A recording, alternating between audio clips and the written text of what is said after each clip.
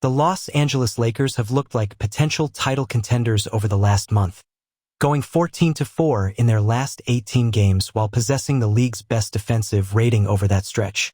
This, coupled with the hope that Luka Doncic has found his form again, is causing many fans to believe in the belief that the Lakers can be championship contenders this season itself. J.J. Redick is proving his worth as a quality NBA head coach this season, even getting Coach of the Year plaudits from his biggest critics after shepherding the Lakers to a strong record despite major roster upheaval. The Lakers have a system in place that Redick has carefully built over the season, although there's a major weakness in it. The Lakers lost Anthony Davis to acquire Luka Doncic.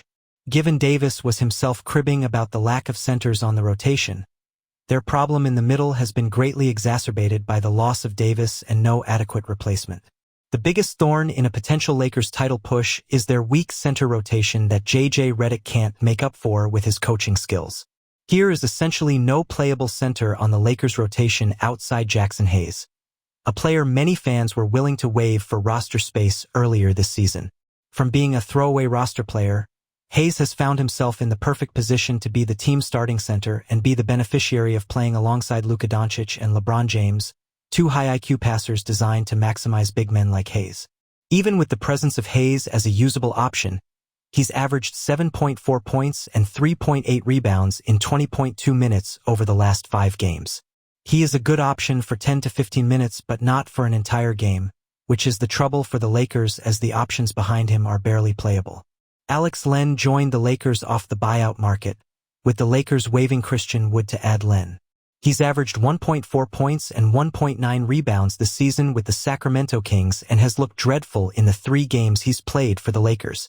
Trey Jemison is a recent two-way signing who has had some impressive moments, averaging 2.8 points and 2.6 rebounds, but is not nearly a polished enough prospect to be in a contender's rotation.